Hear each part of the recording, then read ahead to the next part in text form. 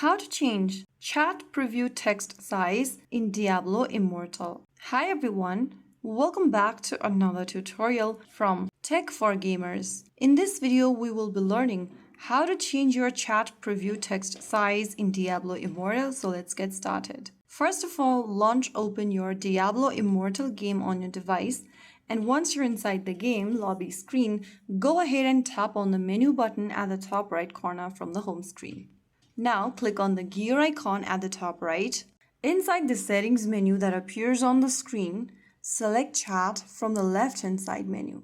Inside chat, scroll down and go to chat preview text size option and select between default or large. Similarly, you can also go ahead and change the chat text size from the top menu.